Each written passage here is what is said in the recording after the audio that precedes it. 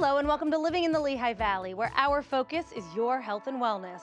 I'm your host, Brittany Sweeney.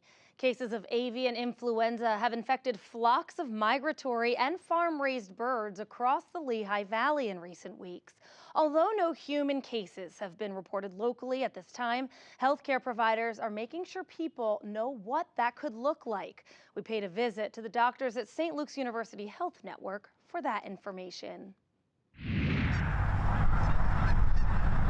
The first cases of bird flu in the state this year have been identified in the Lehigh Valley among migratory birds. At the end of the cleanup, we removed more than 5,000 dead snow geese from those sites. The Pennsylvania Game Commission says two large-scale mortality events happened in January, one in Northampton County, another in Lehigh County. The State Department of Agriculture also reported positive cases on a commercial poultry farm in Lehigh County. And now with the introduction of some of the snow geese and what's happened in the Lehigh Valley, it's now both in the air and on the ground.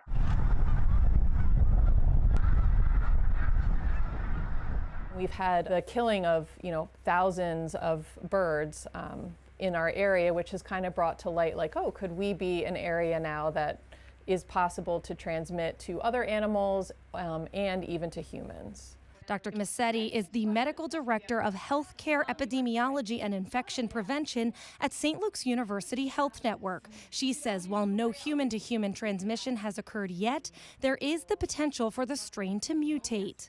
Anytime a novel virus that humans have never seen before are able to infect humans, that's when they get very sick because their immune system doesn't know how to react to it.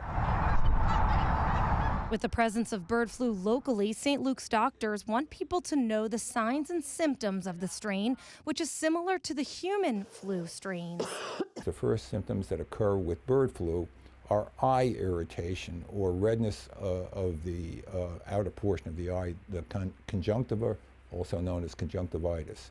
And then that can be either associated or followed with low-grade temperatures, muscle aches, cough, sneezing, runny nose.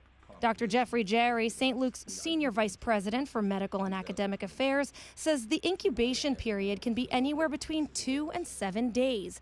If someone suspects they've come in contact with bird flu, Dr. Jerry says there are a few guidelines to follow.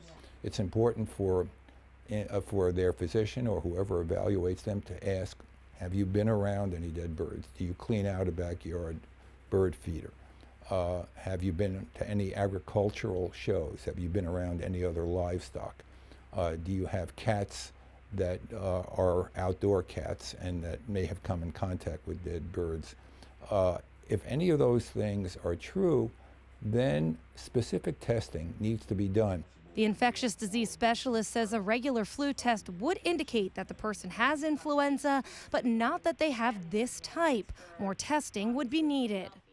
While the avian flu strain is brand new, we do have some partial immunity. So that, would be the hope that we would have some protection.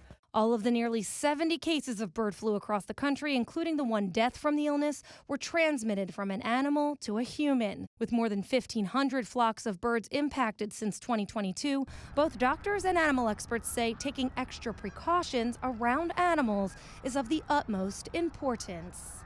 We ask people to always view wildlife from a safe distance, to avoid wildlife feces, and then also to report sick and dead birds to us.